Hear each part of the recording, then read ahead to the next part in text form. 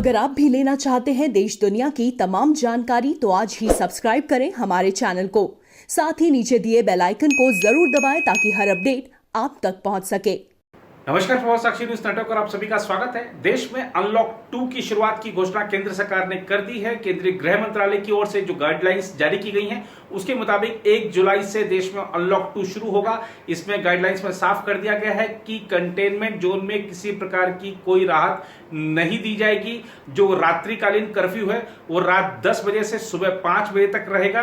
और यह भी स्पष्ट कर दिया गया है कि थिएटर, बार, जो सिनेमा हॉल हैं और स्पा है, स्विमिंग पूल हैं, ये सब पहले की तरह बंद रहेंगे, यानी ये अभी नहीं खुलने जा रहे हैं। रेलवे के बारे में और हवाई यात्रा के बारे में कहा गया है कि अंतर्राष्ट्रीय उड़ानें अभी वंदे भारत मिशन के तहत ही जारी रहेंगी। रेल यात्रा जो है, ट्रेनें जो है धीरे धीरे बढ़ाई जाएंगी, इसके बारे में घोषणा की गई है। और यह भी कहा गया है कि जो स्कूल हैं, कॉलेज हैं, शिक्षण संस्थान हैं, वो 31 जुलाई तक बंद रहेंगे। इसके अलावा भी कहा गया है कि जिस तरीके की जो राज्य सरकारें जो तय कर रही हैं, जो राज्यवार स्थिति के हिसाब से, स्थानीय स्थिति के हिसाब से, वो चीजें भी लागू रहेंगी। लेकिन एक चीज स्पष्ट कर दी गई है कि चाहे वो धार्मिक स्थल थे, उनमें जो अभी पाबंदियां जारी हैं और जो मास्क लगाने की अनिवार्यता है, वो सब चीजें इस अनलॉक 2 में भी रहेंगी। तो बहुत हद तक देखा जाए तो अनलॉक 1 जैसा ही है अनलॉक 2। इसमें अगर रियायत मिली है तो सिर्फ रात्रिकालीन कर्फ्यू में मिली है। अभी रात्रि 9 बजे से कर्फ्यू होता है, अब ये बढ़ाकर 1 घंटा रात को 10 बजे से सुबह 5 बजे तक के लिए कर दिया गया है। इसके बारे में सरकार ने स्पष्ट गाइडलाइन जारी कर दी है। वहीं आज केंद्र सरकार ने चीन पर की है डिजिटल स्ट्राइक। जी हाँ, चीनी जो एप्स है, मोबाइल एप्स हैं, आप देखिए कि किस तरीके से हमारे मोबाइल यूजर्स का जो डेटा चुराकर अनधिकृत रूप से बाहर विदेशों स्थित सर्वर पे भेजती थी। अब आज भारत सरकार ने जिन 59 एप्स को बैन किया है उनमें टिकटॉक, शेयरइट जैसे लोकप्रिय मोबाइल एप्स भी शामिल है।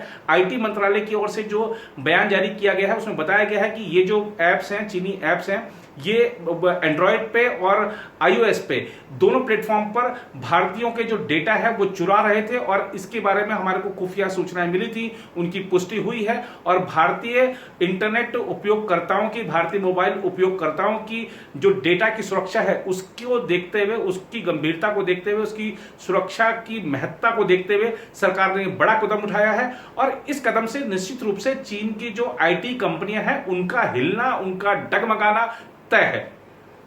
मोदी सरकार ने टिकटॉक समेत 59 यानी 59 मोबाइल ऐप्स को देश की संप्रभुता, एकता और रक्षा के लिए खतरा बताते हुए उन पर प्रतिबंध लगाया है। टिकटॉक के अलावा जिन अन्य लोकप्रिय ऐप को बैन का सामना करना पड़ा है उनमें शेयरइट, हेलो, यूसी ब्राउज़र, लाइकी और वी चैट समेत कुल 59 ऐप शामिल हैं। सरकार की ओर से जारी आदेश के अनुसार सरकार उन 59 मोबाइल ऐप पर बैन लगा रही है जो भारत की संप्रभुता और अखंडता, भारत की रक्षा, राज्य की सुरक्षा और सार्वजनिक व्यवस्था के लिए पूर्वाग्रह पूर्ण थे। इससे पहले भारतीय सुरक्षा एजेंसियों ने चाइनीज ऐप की एक लिस्ट तैयार कर केंद्र सरकार से अपील की थी कि इनको बैन किया जाए या फिर लोगों को कहा जाए कि इनको तुरंत अपने मोबाइल से हटा दें। इसके पीछे दलील यह दी गई थी कि चीन भारतीय डेटा हैक कर सकता है। भारतीय खुफिया एजेंसियों की ओर से सूची सौंपे जाने के बाद सरकार ने अपने स्तर पर इन ऐप्स की जानकारी ली और जब इनको लगा कि वाकई ये ऐप्स भारतीय सुरक्षा में सेंध लगा सकते हैं तो तुरंत इनको बैन करने का फैसला किया। भारत ने ये बड़ा कदम उठाकर साफ कर दिया है कि भारत किसी भी स्तर पर झुकेगा नहीं। केंद्र सरकार ने जिन 59 ऐप्स पर बैन लगाया है उसमें से कुछ ऐप ऐसे हैं जो हर मोबाइल में आपको आसानी से मिल जाएंगे। उधर भारत और चीन की सेनाओं के बीच मंगलवार को लेफ्टिनेंट जनरल स्तर की एक और दौर की वार्ता होगी ताकि पूर्वी लद्दाख में तनाव को कम किया जा सके और संवेदनशील क्षेत्र से सेनाओं को पीछे करने के तौर तरीकों को अंतिम रूप दिया जा सके। यह जानकारी सरकार के सूत्रों ने दी। सूत्रों ने कहा कि यह लेफ्टिनेंट जनरल स्तर की तीसरी वार्ता होगी और यह चुशूल सेक्टर में वास्तविक नियंत्रण रेखा पर भारतीय जमीन पर होगी। पहली 2 बैठकें मोल्दो में एलएसी पर चीन की जमीन पर हुई थी। दूसरे दौर की वार्ता में 22 जून को दोनों पक्षों के बीच पूर्वी लद्दाख में तनाव वाले स्थानों पर पीछे हटने के लिए परस्पर सहमति बनी थी। वार्ता में भारतीय प्रतिनिधिमंडल का नेतृत्व 14वीं कोर के commander lieutenant general Harinder Singh करेंगे, जबकि चीनी पक्ष का नेतृत्व तिब्बत मिलिट्री डिस्ट्रिक्ट के कमांडर कर सकते हैं। गलवान में दोनों पक्षों के बीच 15 जून की रात को हिंसक झड़प हुई थी, जिसके बाद दोनों पक्षों ने कम से कम 3 दौर की मेजर जनरल स्तर की वार्ता की ताकि तनाव को कम करने के तरीकों का पता लगाया जा सके। उधर पूर्वी लद्दाख में चीन के साथ तल्ख सीमा गतिरोध की पृष्ठभूमि में भारतीय नौसेना ने अपने निगरानी अभियानों में वृद्धि करते हुए हिंद महासागर क्षेत्र में परिचालन तैनाती को बढ़ा दिया है। घटनाक्रम से परिचित लोगों ने यह जानकारी दी। उन्होंने बताया कि भारतीय नौसेना तेजी से बदल रहे क्षेत्रीय सुरक्षा परिदृश्य के मद्देनज़र मित्र अमेरिकी नौसेना और जापान समुद्री आत्मरक्षा बल के साथ अपने परिचालन सहयोग को भी बढ़ा रही है। उन्होंने बताया कि शनिवार को भारतीय नौसेना ने हिंद महासागर क्षेत्र में बल के साथ एक महत्वपूर्ण अभ्यास किया। उस क्षेत्र में चीनी नौसेना के पोतों के साथ ही उसकी पनडुब्बियां अक्सर आती रहती हैं। भारतीय नौसेना के पोत INS राणा और INS कुलिश अभ्यास में शामिल हुए। जापान मैरीटाइम डिफेंस फोर्सेस ने अभ्यास के लिए अपने 2 जहाज़ों JS काशिमा और JS शिमायुकी को तैनात किया था। इस अभ्यास का इसलिए भी विशेष महत्व है क्योंकि यह पूर्वी लद्दाख में चीन के साथ भारत के गतिरोध और दक्षिण चीन सागर तथा हिंद प्रशांत क्षेत्र में चीनी नौसेना की आक्रामक मुद्रा के बीच हुआ है। एक सूत्र ने कहा कि इस अभ्यास का मकसद दोनों नौसेनाओं के बीच तालमेल और सामंजस्य बढ़ाना था। संसाधनों से भरपूर इस क्षेत्र में सैन्य प्रभाव का विस्तार करने के चीन के प्रयासों के मद्देनज़र अमेरिका, भारत, ऑस्ट्रेलिया, जापान और फ्रांस की नौसेनाएं हिंद प्रशांत क्षेत्र में आपसी सहयोग बढ़ा रही हैं। पूर्वी लद्दाख में 15 जून को 20 भारतीय सैनिकों के शहीद होने के बाद भारत और चीन के बीच तनाव में वृद्धि के बाद सरकार ने सभी तीनों बलों को अलर्ट पर रखा है। नौसेना को हिंद महासागर क्षेत्र में निगरानी स्तर बढ़ाने के लिए कहा गया था, जहां चीनी नौसेना अक्सर आ जाती है। उन्होंने कहा कि भारतीय नौसेना ने अपने निगरानी अभियानों में वृद्धि की है और पिछले कुछ हफ्तों में हिंद महासागर क्षेत्र में परिचालन तैनाती को बढ़ाया है।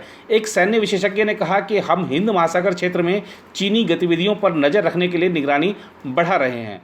उधर पेट्रोलियम मंत्री धर्मेंद्र प्रधान ने कांग्रेस को आड़े हाथ लेते हुए कहा कि केंद्र सरकार पेट्रोल और डीजल की बिक्री से प्राप्त राजस्व का उपयोग गरीबों के कल्याणार्थ चलाई जा रही केंद्रीय योजनाओं में कर रही है, न कि किसी दामाद या राजीव गांधी फाउंडेशन के लिए।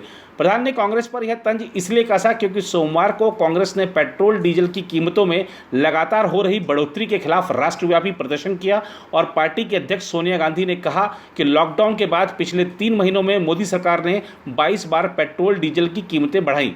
सोनिया गांधी ने इसे अन्यायपूर्ण करार दिया और सरकार से कीमतें वापस लेने की मांग की।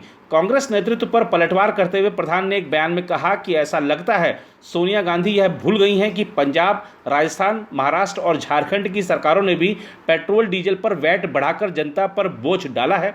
इन राज्यों में या तो कांग्रेस की या फिर उनके गठबंधन के सहयोगियों की सरकारें हैं। प्रधान ने कहा कि बेहतर होता कि कांग्रेस अध्यक्ष इस मुद्दे पर राजनीति करने की बजाय इन राज्यों से वस्तु स्थिति का पता लगा लेती। उन्होंने कहा कि केंद्र और राज्यों की सरकारें कोविड-19 की चुनौती से निपटने के लिए पैसा खर्च कर रही हैं।